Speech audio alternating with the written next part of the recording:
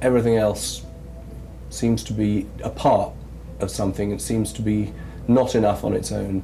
David Gilmour stands as one of the greatest guitar players in rock music history. His contributions to Pink Floyd created some of the most emotionally powerful and beautiful guitar solos ever recorded. Fans around the world admire him for his distinctive guitar tone, his musical taste, and his exceptional skill as a musician. In interviews, he consistently comes across as calm, classy, and respectful. However, there's a darker side to his career that doesn't often get discussed. Behind this polished public image, David allegedly created powerful enemies throughout his time in the music industry. These weren't just minor disagreements or temporary personality conflicts. According to various sources, these were serious feuds involving money, power, creative disputes, and personal betrayals that left lasting damage to relationships and careers. The first complicated relationship in David's career involved Syd Barrett, who was Pink Floyd's original creative genius and founding member. Syd started the band and wrote their early hit songs, but unfortunately, mental health problems and drug issues forced him to leave the group in 1968. David stepped in as his replacement, taking over the lead guitar position. What followed has been described as both heartbreaking and controversial by many who were close to the situation. According to sources, David gained enormously from Syd's departure. He took over the lead guitar role, started receiving songwriting credits, and eventually became a rock superstar. Meanwhile, Syd struggled with poverty and illness for many decades after leaving the band. The contrast between their two lives became increasingly dramatic and seemed deeply unfair to those who knew them both. People who were close to Syd claimed that he felt abandoned by David and the rest of Pink Floyd. The band went on to make millions of dollars using the musical foundation that Syd had built, yet he received very little financial support from his former bandmates. Friends of Syd said he watched from a distance as David lived in mansions while he struggled just to pay his rent. Perhaps the most painful moment came in 1975 when Syd unexpectedly showed up at a Pink Floyd recording session. The band members barely recognized him because he had gained significant weight and shaved his head. According to sources who were there, David seemed uncomfortable and kept his distance during this visit. Syd allegedly left the studio feeling rejected and forgotten by the people he once considered his closest friends. Richard Wright, Pink Floyd's keyboardist and founding member, represents another troubled relationship in David's career. Rick had been with the band from the very beginning, and his keyboard work was essential in defining Pink Floyd's atmospheric and distinctive sound. However, sources claim that David participated in what many consider one of the cruelest betrayals in rock music history. The drama unfolded during the making of the album The Wall in 1979. The band was falling apart under what many described as Roger Waters' dictatorial control. Roger allegedly wanted to fire Rick, claiming he wasn't contributing enough to the project. The shocking part of this story is that David reportedly went along with this decision instead of defending his longtime bandmate and friend. Rick was given an ultimatum that would change his life.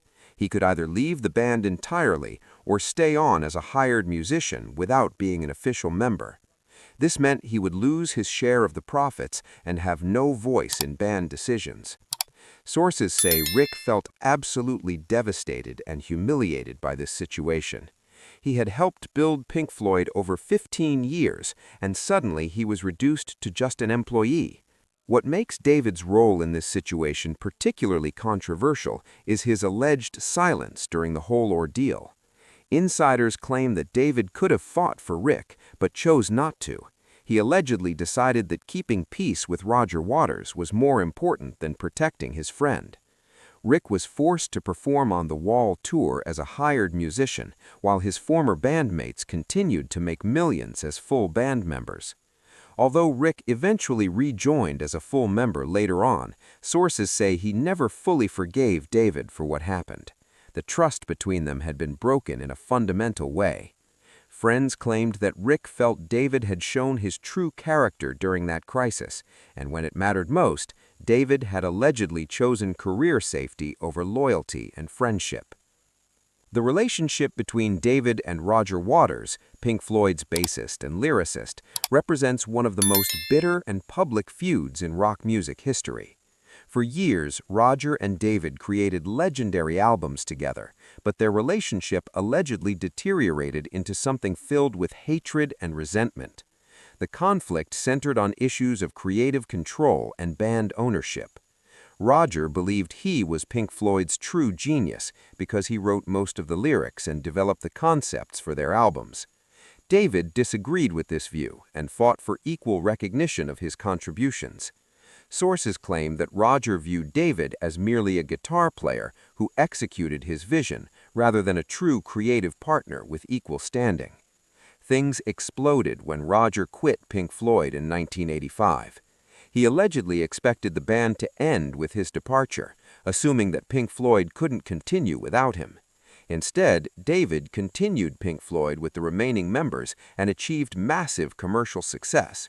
Roger was reportedly furious and felt deeply betrayed by this decision. He claimed that David was using the Pink Floyd name illegally and had no right to continue the band without him. The legal battle that followed became extremely nasty and public. Roger sued David and the band, demanding they stop using the Pink Floyd name. Court documents and interviews from this period revealed deep hatred on both sides of the conflict. Roger allegedly called David unimaginative and criticized his guitar solos as repetitive and boring. David fired back by characterizing Roger as an egomaniac who couldn't handle not being the center of attention anymore. Nick Mason, Pink Floyd's drummer and the only member who played on every single album the band released, represents another complicated relationship. Nick appears to be a nice, diplomatic person who generally avoided drama and conflict. However, sources claim he quietly resented David for years, though he rarely expressed these feelings publicly. The main reason for this resentment was that David allegedly treated him as if he didn't matter musically or creatively. The problem apparently started after Roger Waters left the band. David became Pink Floyd's undisputed leader and began making all the important decisions about music, production, and artistic direction. According to insiders, Nick's opinions were regularly ignored or dismissed. He essentially became a sideman in his own band rather than an equal partner. What hurt Nick most, according to sources, was being excluded from the creative process entirely. David would write and arrange everything, then simply tell Nick what to play on the drums.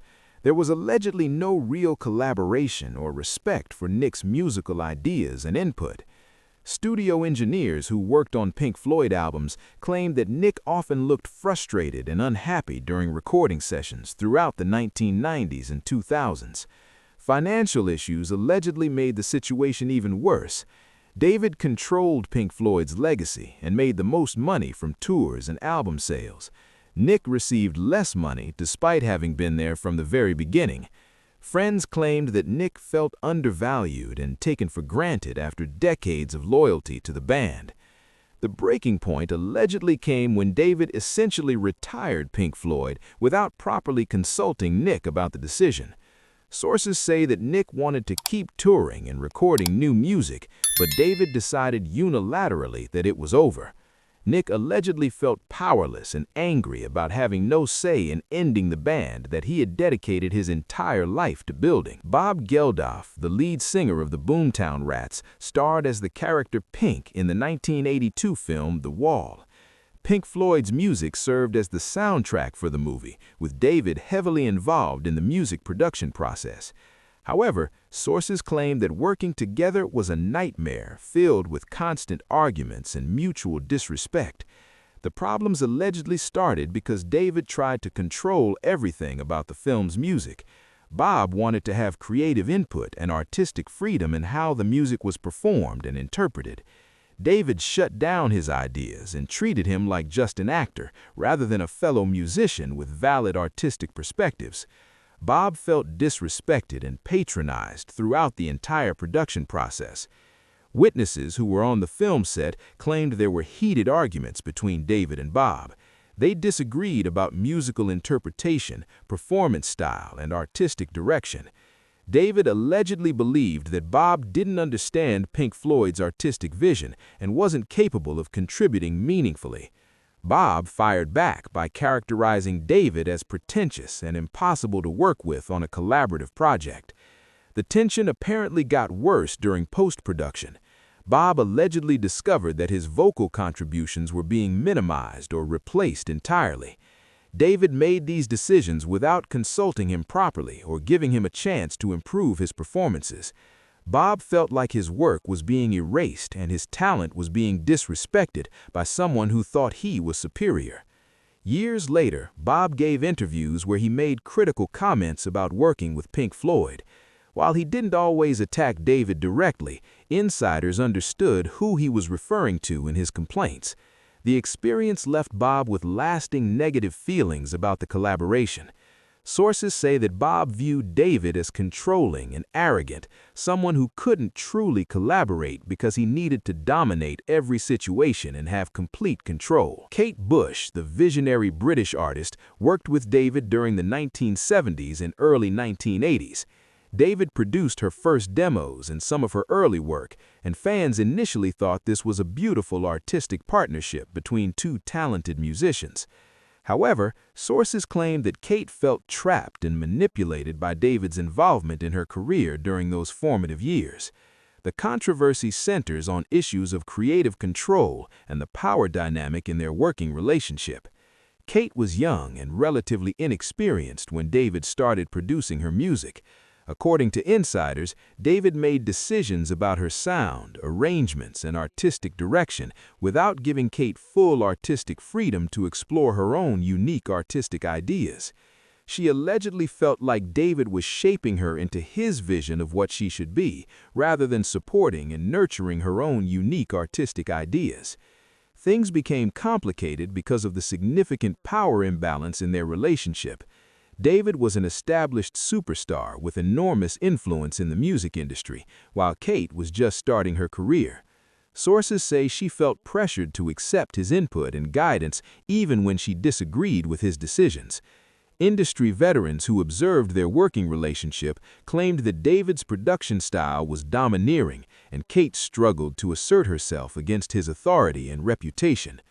The relationship allegedly affected Kate on a personal level as well. Some sources suggest there were romantic tensions that made the professional situation even more uncomfortable and difficult to navigate. Kate reportedly wanted to break free from David's influence and control, but she worried about offending him or potentially damaging her career by rejecting his help and guidance. Kate eventually moved away from working with David and took complete control of her own music and artistic direction. She never publicly criticized him in harsh terms, but insiders say that her silence on the matter speaks volumes about her true feelings. Friends claimed that Kate felt genuine relief when she finally escaped what they describe as David's orbit. She needed that distance and independence to become the truly independent and innovative artist she was always meant to be. The most surprising and controversial relationship involves Polly Sampson, who is actually David Gilmour's wife and has worked as a lyricist on his projects. This might seem strange to include since they're married, but sources claim that other musicians in the industry despise Polly because of the control she has over David, and they resent that David allows this level of control. Polly started writing lyrics for David's solo work and later for Pink Floyd albums as well. The controversy arises because musicians who have worked with David claim that Polly inserted herself into every creative decision, not just the lyrics. She allegedly sits in on recording sessions, approves or rejects musical ideas, and acts like she's the real boss of every project. Studio professionals say that dealing with Polly became even harder than dealing with David himself. Roger Waters has been particularly affected by Polly's involvement. Sources claim that Polly actively encourages and fuels David's ongoing feud with Roger. She has given interviews where she called Roger horrible names and made harsh criticisms of his character.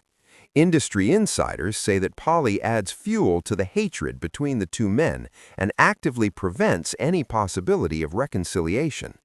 David allegedly allows her to speak on his behalf and doesn't set any boundaries on her involvement in his professional relationships. Other musicians have voiced similar complaints about Polly's role. She has allegedly blocked potential collaborations on David's behalf without consulting the other musicians involved. Producers claim she's difficult to work with and treats David's bandmates and collaborators as if they're inferior to her and David. What makes musicians particularly resentful is David's apparent inability or unwillingness to set appropriate boundaries with his wife regarding his professional work. The most damaging claim made by sources is that Polly has essentially rewritten Pink Floyd's history through her influence over David. She allegedly convinced him to minimize Roger Waters' contributions to the band's success and legacy. Musicians who know the true history of Pink Floyd reportedly resent both David and Polly for this revisionism and the control she exerts over the band's narrative and David's relationships with former collaborators. These stories reveal a much more complicated picture of David Gilmour than the calm, respectful musician seen in interviews. Whether all these accounts are entirely accurate or represent just one side of complex situations, they show that even legendary musicians can leave trails of damaged relationships and bitter feelings throughout their careers. The music industry is filled with strong personalities, creative disagreements, and conflicts over money and recognition. And David's career apparently contains all of these elements despite his carefully maintained public image.